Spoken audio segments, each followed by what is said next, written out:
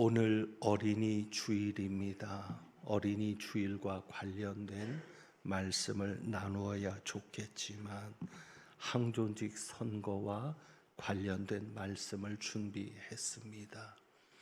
저는 그 어느 때보다도 이번 항존직 선거가 굉장히 중요함을 느끼고 그래서 더 기도하고 있습니다. 내년이 저희 교회 120주년입니다. 그러니까 올해 뽑히는 이 일꾼들은 120주년을 위한 일꾼들입니다. 그러니 더 중요하고, 제가 올 가을에 노회장 임기를 시작하게 되는데 제가 노회장으로서 처음 임직하는 첫 일꾼이 됩니다. 그래서 개인적으로나 교회적으로나 굉장히 중요하게 여겨지는 선거입니다. 그리고 항존직이라고 하는 이 이름 자체가 주는 무게감 때문에 더욱더 선거가 중요하게 여겨집니다. 항존직이라는 것은 만 70세 은퇴할 때까지 그 직분을 항상 유지한다는 뜻입니다. 임시직이 있습니다. 임시직은 서리 집사입니다. 서리 집사는 원래 1년직입니다. 그래서 1년마다 다시 임명을 받아야 하지만 항존직은 한 번 임직하면 만 70세 은퇴할 때까지 직분을 유지합니다. 그래서 교회는 그 직분을 중간에 그만두게 할 수 없습니다. 그렇기 때문에 교회는 직분자를 잘 뽑아야 합니다. 잘 못 뽑아도, 잘못 세워도 은퇴할 때까지는 어떻게 할 수가 없기 때문에 잘못 세우게 되면 은퇴할 때까지 두고 교회에 걸림돌이 되고 성도들에게는 짐이 되는 겁니다. 그래서 잘 뽑아야 되고, 그래서 더욱 항존직 선거가 중요함을 느낍니다.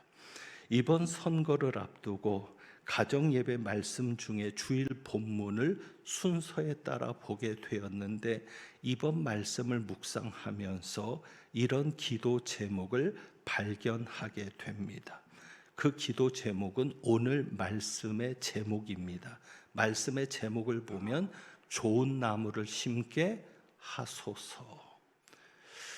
예수님께서 오늘 본문을 통해서 좋은 나무에 대해서 말씀하시거든요. 그래서 이 말씀을 붙잡고 하나님 앞에 그렇게 기도하게 되는 겁니다. 하나님, 이번에 항존직 선거가 우리 교회는 좋은 나무를 심는 선거가 되게 하소서. 그러니까 이번 항존직 선거를 통해서 좋은 나무가 심어져야 합니다. 그래야 좋은 열매를 기대할 수 있습니다. 내년에 우리 교회가 120년이 되고요.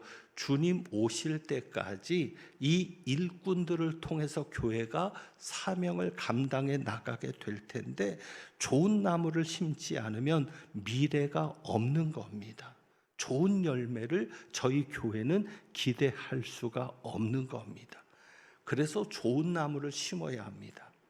임직을 하는 일꾼들은 절대 완성형 일꾼은 아닙니다. 임직을 받는 순간 시작되는 거죠. 장로로서, 안수집사로서, 권사로서 임명된 후에 시작을 하게 되는데, 그러니까 성장을 해야 되는 겁니다. 그러니까 잘 성장을 해야 되는 거죠. 그래서 나무를 심고 자라듯이 그렇게 성장할 수 있어야 되는데, 그래서 성장을 잘해야 무엇을 기대할 수 있습니까? 열매를 기대할 수 있는 겁니다. 그러니까 열매를 맺을 수 있는 일꾼들을 세워야 합니다. 만약에 열매를 맺지 못하는 일꾼들을 세웠다, 열매 맺지 못하는 나무를 심었다, 그러면 누가복음 13장 7절의 말씀처럼, 예수님께서 말씀하신 것처럼 어찌하여 땅만 버리느냐라는 책망을 들을 수밖에 없는 겁니다. 땅은 한정돼 있거든요. 그 한정된 땅에 나무를 심는데 열매 맺지 못하는 나무를 심으면 땅만 버리는 겁니다. 거기에 오히려 열매 맺을 수 있는 나무를 심었다면 열매를 더 거둘 수 있는 건데, 그렇지 못하면 땅만 버리게 되는 것이죠. 그런데 열매를 맺지 못하는 것도 문제지만 좋은 열매를 맺지 못하는 것도 문제가 될 수 있습니다. 그러니까 오늘 말씀에 보면 못된 나무를 심으면 못된 열매를 거두게 되는 겁니다. 그러니 우리는 좋은 나무를 심어야 되는 겁니다. 자, 그러면 좋은 나무를 심어야 되는데 좋은 나무를 어떻게 알아볼 수 있느냐? 여러분들이 이제 일주일 동안 요람을 보시면서 기도를 하셔야 합니다. 하나님, 좋은 나무가 누구입니까? 우리 교회 미래를 위해서, 우리 교회 다음 세대를 위해서 정말 좋은 나무를 심어야 되는데 좋은 나무가 누구이겠습니까? 라고 여러분이 기도하면서 찾아보셔야 합니다. 자, 그러면 좋은 나무를 어떻게 알 수 있느냐? 오늘 말씀해 보니까 좋은 나무는 열매로서 알 수 있게 되죠. 44절입니다. 44절. 44절에 보면 이렇게 말씀합니다. 나무는 각각 그 열매로 아나니. 그러니까 여러분이 좋은 나무를 찾으려면 그 열매를 보면 아는 것이죠. 그러면 그 열매가 뭐냐? 여기에 보니까 45절에 선한 사람은 마음에 쌓은 선에서 무엇을 내고 선을 내고 악한 자는 그 쌓은 악에서 악을 내나니 이는 마음에 가득한 것을 입으로 말함이니라. 그러니까 좋은 열매가 뭐예요? 선을 내는 거예요. 못된 열매는 뭐예요? 악을 내는 거예요. 그러니까 좋은 나무가 좋은 열매를 맺는다고 했는데 좋은 열매는 선을 내는 거죠. 그러니까 좋은 나무는 어떤 나무이겠습니까? 열매를 보아 알 수 있는데 좋은 나무는 마음에 선을 쌓는 사람이죠. 마음에 쌓은 선에서. 그러니까 좋은 일꾼은 마음에 선을 쌓는 사람이고 마음에 악을 쌓는 사람은 못된 일꾼이 되는 겁니다. 자, 그러면 어떤 사람이 마음에 선을 쌓고 있고 어떤 사람이 마음에 악을 쌓고 있느냐? 마음에 쌓고 있는 것을 못 보잖아요. 그런데 무엇을 통해서 볼 수 있다는 거죠? 열매를 통해서 볼 수 있다는 거죠. 그러니까 선한 열매가 보이면 저 사람은 마음에 선을 쌓고 있구나. 못된 열매, 악한 열매가 보이면 저 사람은 마음에 악을 쌓고 있구나. 그래서 우리가 이것 또한 역시 열매를 통해 볼 수 있는데, 그러면 선한 열매가 무엇인가를 오늘 말씀을 통해 정리하려 합니다. 그래서 여러분이 선한 열매가 무엇인가를 알아서 이번 한 주간 동안은 여러분이 그 선한 열매를 맺을 수 있는 또는 선한 열매를 맺는 선한 나무를 찾으셔야 합니다. 자, 그러면 선한 열매가 뭐냐? 첫 번째로 선한 열매는, 그러니까 선한 열매를 가진 사람은 다른 사람을 비판하지 않는 것으로 분별합니다. 그러니까 오늘 주신 본문에서만 우리가 정리를 해봅니다. 선한 사람이 누구냐? 선한 열매를 가진 사람이 누구냐? 좋은 나무가 누구냐? 어떤 사람인 거예요? 다른 사람을 비판하지 않는 사람. 그래서 37절 말씀 볼까요? 37절. 예수님께서 이렇게 말씀하시죠. 비판하지 말라. 그리하면 너희가 비판을 받지 않을 것이요, 정죄하지 말라. 그리하면 너희가 정죄를 받지 않을 것이요, 용서하라. 그리하면 너희가 용서를 받을 것이요. 그래서 선한 나무, 좋은 나무는 누구냐? 비판하지 않는 것이요.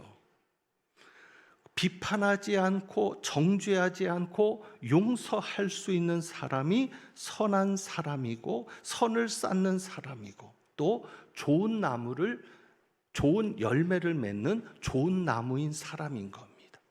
오늘 주신 이 39절의 말씀은 이 앞에 있는 말씀과 끊어지는 말씀이 아니에요. 우리는 가정예배 말씀, 매일 새벽마다 묵상하는 말씀이 구분을 해놨기 때문에 그런데 사실은 37절부터 이어져야 되는 말씀이거든요.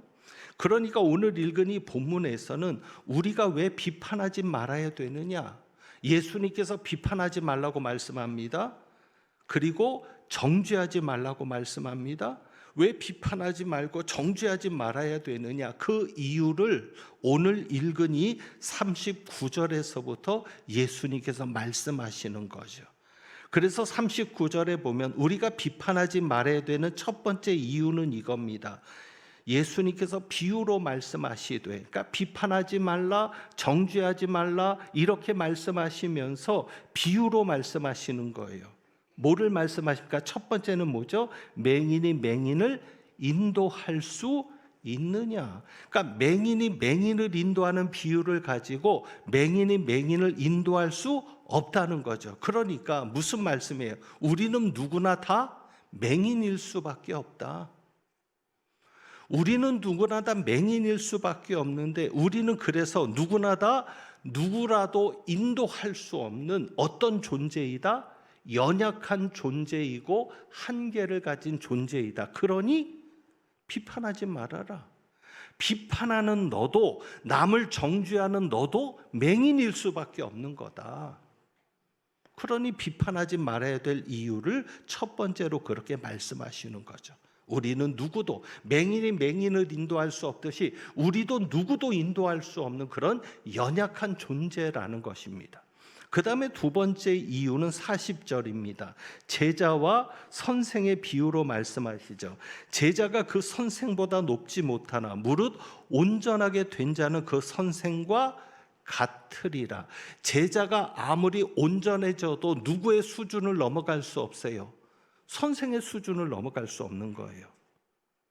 그리고 그 선생조차도 누군가의 제자였죠. 그렇게 따지다 보면 비판할 수 있는 사람이 있어요, 없어요? 없어요. 그러니까 누구라도 남을 가르치는 수준에는 한계가 있을 수밖에 없음을 말씀하는 겁니다. 그러니까 누구나 남을 비판하거나 정죄해도 좋을 정도로 뛰어난 사람이 있다, 없다? 없다. 아무리 뛰어난다 해도 선생을 능가할 수 없는데 무슨 비판을 하고 무슨 정죄를 하느냐, 그렇게 말씀하는 거죠. 그리고 맹인이 맹인을 인도하며 이렇게 얘기하고 40절에 제자가 그 선생보다 높지 못하나 그랬는데, 선생도 무엇이 될 수 있다는 것입니까? 맹인이 될 수 있다는 거죠. 선생도 맹인일 수 있고, 제자가 아무리 뛰어나도 선생을 넘어설 수 없다면 맹인이 맹인을 인도하는 것인데, 결국 우리 누구나 다 한계가 있을 수밖에 없는데 누가 누구를 비판하고 누가 누구를 정죄하느냐라고 예수님이 말씀하시는 것입니다. 그 다음에 비판하거나 정죄하지 말아야 될 세 번째 이유를 이 비유를 통해 말씀하시죠. 들보와 티의 비유를 통해서 말씀하시는 겁니다. 그러니까 세 번째 이유는 뭐냐면 누구에게나 허물이 있다는 것이죠. 누구에게나 허물이 있다는 게, 오히려 비판하고 정죄하는 사람에게 무엇이 있습니까? 더 큰 허물이 있다는 거죠. 왜? 내가 누군가를 비판하고 누군가를 정죄할 때 그 사람에게는 티가 있는 거지만 비판하고 정죄하는 나에게는 무엇이 있는 겁니까? 들보가 있다는 거죠.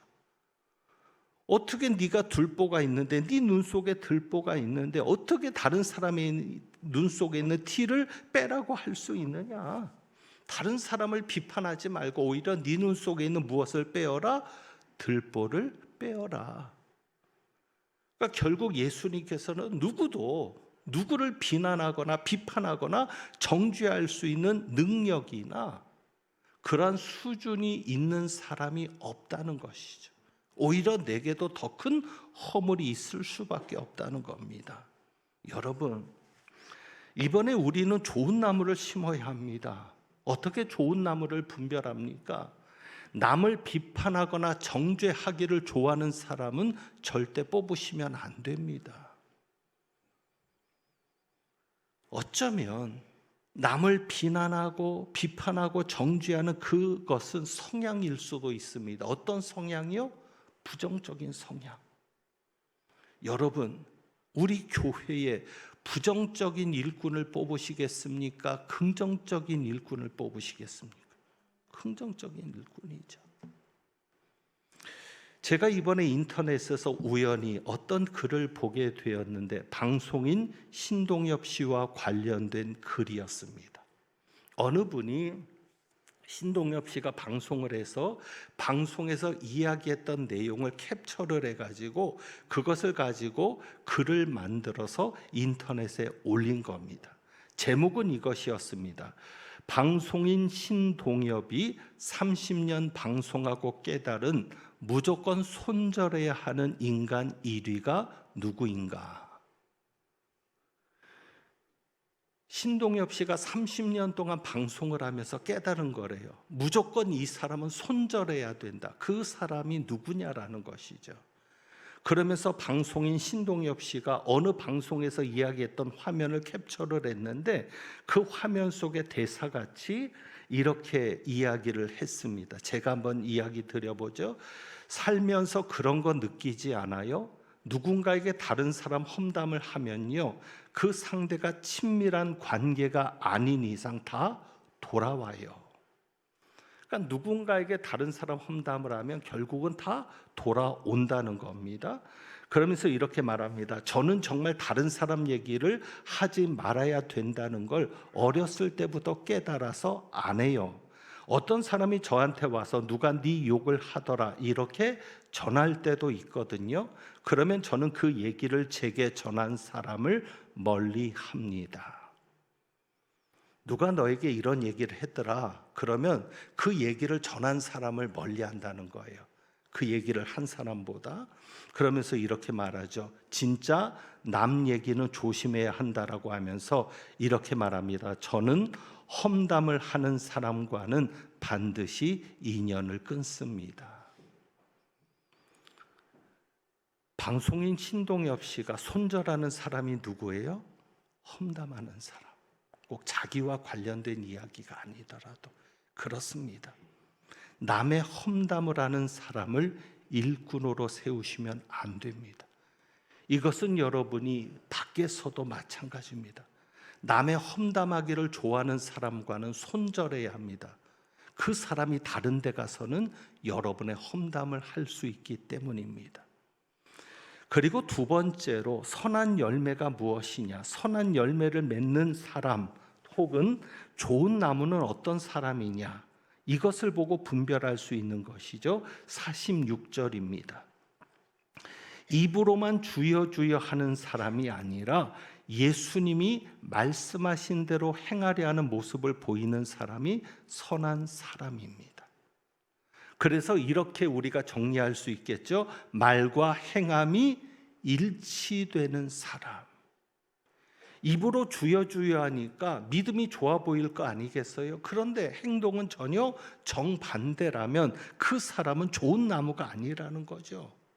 그 사람은 오히려 못된 나무라는 것이죠. 그래서 말과 행함이 일치되는 사람인데 예수님을 향해서 주여 주여 했으면 예수님이 주인이라는 고백 아니겠어요? 그럼 예수님이 주인이라는 고백을 했다면 그 주인 되신 예수님이 말씀하신 것을 그대로 행하는 사람이어야 그 사람이 선한 사람이고 그 사람이 좋은 나무인 것이죠. 그래서 여러분이 잘 살펴야 합니다. 누가 예수님이 말씀하신 대로 그대로 실천하려고 하느냐? 누가 예수님이 말씀하신 대로 살아가려고 하느냐? 13절에 보면은요, 6장 13절에 보면 예수님이 12 제자를 세우십니다. 그래서 사도로 칭하시는데 예수님께서 사도로 세우신 기준이 무엇일까요? 거기에 보면 베드로부터 시작해서 12명의 이름이 나옵니다. 예수님께서 12 제자를 부르실 때 어떤 기준을 가지고 부르셨을까요? 그 내용을 보면 공통적인 것이 하나 있습니다. 여러분 한번 이렇게 생각해 보세요. 예수님이 만약에 일꾼을 찾으신다면 누구를 찾으실까? 예수님께서 그 사람을 통해 일하신다면 누구를 통해 일하실까? 누구를 통해 일하실까요?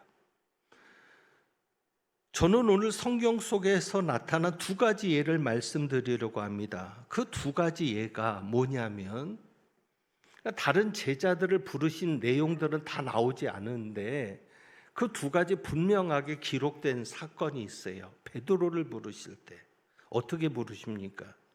나를 따라 오너라. 그리고 마태를 부르시는 장면이 있습니다. 마태가 세리로서 세관 앞에 앉아 있을 때 예수님이 뭐라고 말씀하세요? 나를 쫓으라. 여기에서 우리는 발견되는 한 가지 공통적인 기준이 있어요. 예수님은 명령하셨죠. 부탁하지 않으셨어요. 너 이것 좀 해줄래? 너 나 따라올래? 선택의 기회를 제공하지 않으셨어요. 설득하지도 않으셨다고요. 너 나 따라오면 이런 일이 생겨. 좋은 일이 있을 거야. 나 따라올래? 아니었어요. 나를 따라오너라. 나를 쫓으라. 그냥 명령하셨고 그 명령에 바로 순종하는 사람을 예수님께서는 제자로 세우셨습니다. 이번에 일꾼을 세울 때도 마찬가지입니다. 여러분이 요람을 보면서 기도하면서 하나님, 이분들 중에 누가 예수님이 말씀하시면 바로 순종할 사람이 누구입니까? 예수님이 제자들을 그렇게 부르셨듯이 예수님의 부르심에 바로 순종할 사람이 누구입니까? 그 사람을 보여달라고 여러분이 기도할 수 있기를 원합니다. 5달란트 받은 자도 바로 가서, 받자마자 바로 가서, 2달란트 받은 자도 바로 가서, 예수님께서 말씀하실 때 바로 순종해야지, 성령께서 감동할 때 바로 순종해야지, 시간 차이를 두면 마귀가 틈타거든요. 그럼 벌써 계산이 들어가요. 계산이 들어가면 못하는 거죠. 바로 순종할 수 있는 사람, 그것을 분별할 수 있는 것 중에 하나가 설교를 듣는 태도입니다. 평소에 설교를 얼마나 잘 듣느냐. 그런데 설교를 잘 들을 때 그냥 은혜 받았습니다가 아니라 그 설교 속에서 하나님이 내게 이것을 말씀하셨다. 그 속에서 하나님의 뜻을 깨닫는 사람, 그리고 그 하나님의 뜻을 발견하고 순종하는 사람, 그런 사람이라면 입으로만 주여 주여 하는 자가 아니라 주님이 말씀하신 그대로 행하는 자일 것이고, 여러분이 그런 분들을 일꾼으로 세워주셔야 좋은 나무를 심는 것입니다. 이번 항존직 선거가 중요합니다. 다시 한번 말씀드립니다. 120주년을 준비하고 120주년을 함께하는 일꾼들입니다. 정말 중요하고요. 제 개인적으로도 노회장으로서 임직식을 거행하게 되는데 정말 귀한 때에 세워지는 일꾼이니 정말 중요합니다. 여러분들이 요람을 보시면서 누가 좋은 나무일까? 누가 선한 열매를 맺는 사람일까? 그래서 오늘 비판하지 않는 사람, 정죄하지 않는 사람, 그리고 또 무엇이에요? 주여 주여만 하는 게 아니라, 입으로만 하는 게 아니라 정말 예수님이 말씀하신 그대로를 순종하며 행할 수 있는 사람, 이런 일꾼들이 세워질 수 있도록 여러분이 기도해 주시기를 부탁드립니다. 그래서 오늘 우리가 그 찬양을 한번 드려보려고 합니다.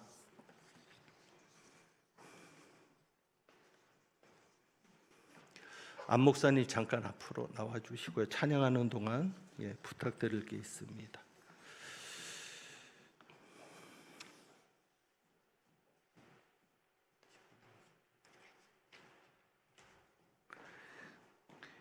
여러분이 찬양을 통해서 어떤 일꾼을 세우면 좋을까? 오늘 그 주보에는 이 오늘의 찬양 악보를 실어드리지 못했습니다. 유의사항 때문에. 나의 삶에 예수의 흔적이 있으니, 어떤 일꾼을 세워요? 예수님의 흔적이 있는 일꾼. 그래서 여러분, 우리가 이 찬양 드리고요.